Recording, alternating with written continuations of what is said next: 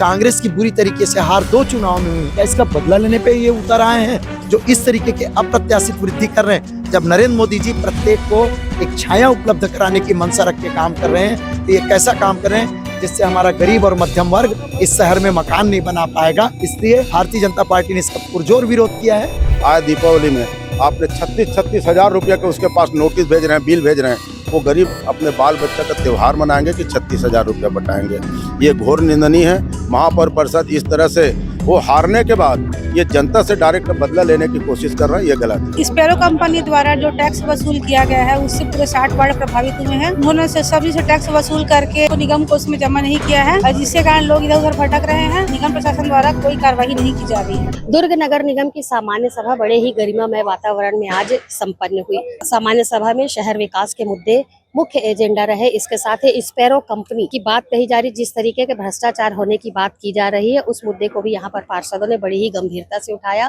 साथ ही रुके हुए जितने भी कार्य थे उन सभी को जल्द ही पूरा करने की बात कही गई, क्योंकि इस परिषद की ये आखिरी सामान्य सभा थी और आखिरी सामान्य सभा होने के नाते यहाँ पर सभी पार्षदगण, महापौर, विधायक सभी मौजूद थे और सभी ने शहर विकास के विभिन्न मुद्दों को गंभीरता से लिया और परिषद में सभी मांगों को बड़े ही गंभीरता से उठाया। एक एक करके सभी ने अपनी अपनी बातें परिषद में रखी और पक्ष और विपक्ष में थोड़ा सा हंगामा भी देखने को मिला। पक्ष ने जिस तरीके की बातें रखी, विपक्ष ने उसका बराबर जवाब दिया।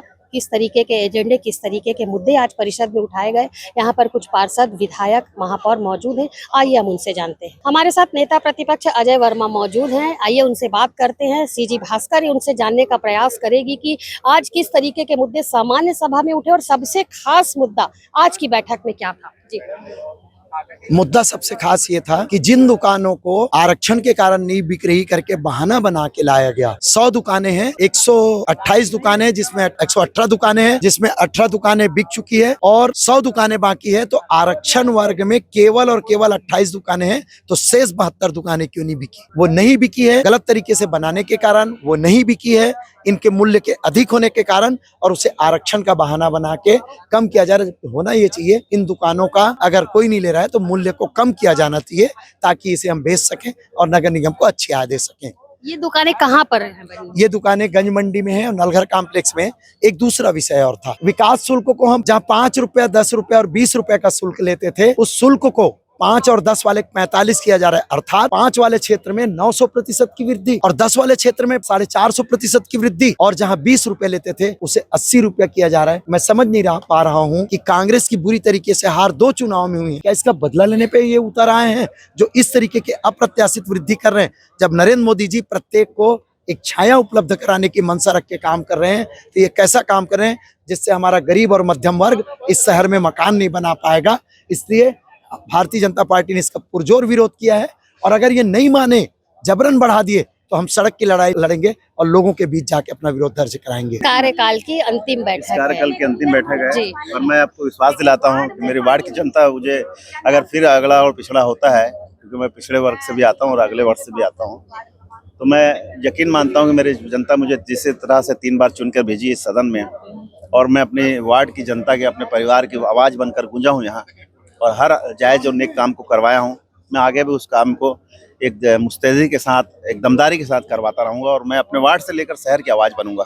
वार्ड 17 और 18 के पार्षद देवनारायण चंद्राकर पर मौजूद हैं। कहा देवनारायण जी के बारे में थोड़ी सी बात कहना चाहूंगी कि दुनिया इधर की उधर हो जाए, लेकिन देवनारायण जी अपनी जगह पर बिल्कुल डटे हैं। उनका मानना है और सभी का ऐसा मानना है कि चाहे कुछ भी हो जाए, जनता उन्हें काफी प्यार करती है।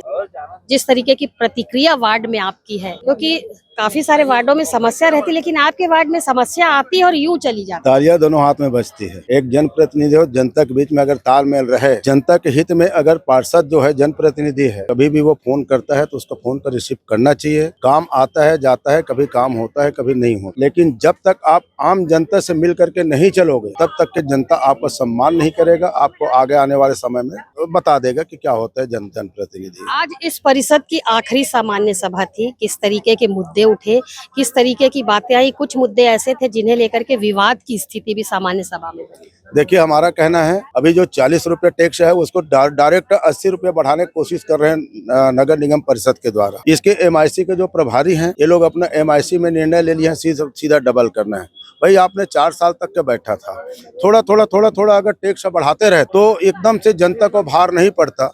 आपने उदाहरण लेते हैं राजनांदगांव का, भिलाई का, वो लोग भी टैक्स बढ़ाते हैं, हम भी टैक्स बढ़ाएंगे, सारे दुनिया बढ़ाता है, लेकिन उसका सनई थोड़ा बढ़ाओगे आम जनता को बोझ नहीं पड़ेगा।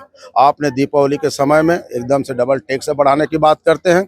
आम जनता भी, मेरे वार्ड का ही बोलता हूँ, वैसे दुर्ग शहर में कई है जिसका आपने अभी तक ना पानी का पैसा लिया न टैक्स का पैसा नहीं लिया। झुग्गी बस्ती जैसे क्षेत्र में आए दीपावली में आपने 36 हजार रुपये के उसके पास नोटिस भेज रहे हैं, बिल भेज रहे हैं। वो गरीब अपने बाल बच्चा का त्योहार मनाएंगे कि 36 हजार रुपये पटाएंगे?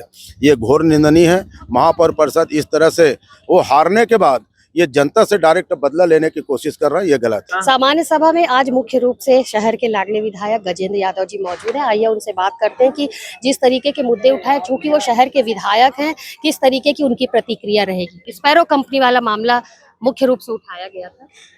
नगर पालिक निगम का ये स्थानीय मामला है। नगर निगम एक स्वायत्त संस्था है, जनता के द्वारा चुने हुए पार्षद और महापौर यहाँ कार्य कर रहे हैं। क्या काम करते हैं, क्या उसको करते हैं। हमारे यहाँ नगर निगम के विपक्ष से पार्षद अगर कोई विषय को उठाए हैं तो उसमें कुछ जनहित का ही मामला होगा। आगे हमारे संज्ञान में जो बात आएगी तो जनता कितने जो काम होगा हम उसमें काम करेंगे। नल घर वाली बात चल रही थी सर, नल घर शॉपिंग मॉल जो है उसमें काफी सारी दुकानें जो है आवंटित हो गई, लेकिन काफी सारी अभी बची हुई। जो नल घर और मैं उसमें और जोड़ रहा हूँ कड़ीगंज पारा, ये दोनों बिल्डिंग बन गई थी, लेकिन वो आज भी बीच में शासन के अधीन थी। वो भूमि नगर निगम के अधीन नहीं है। मैं विधायक बनने के बाद मेरे समक्ष यहाँ स्थानीय निकाय ने बताया कि अभी तक हमारे स्वायत्त भूमि स्वामी नहीं मिला।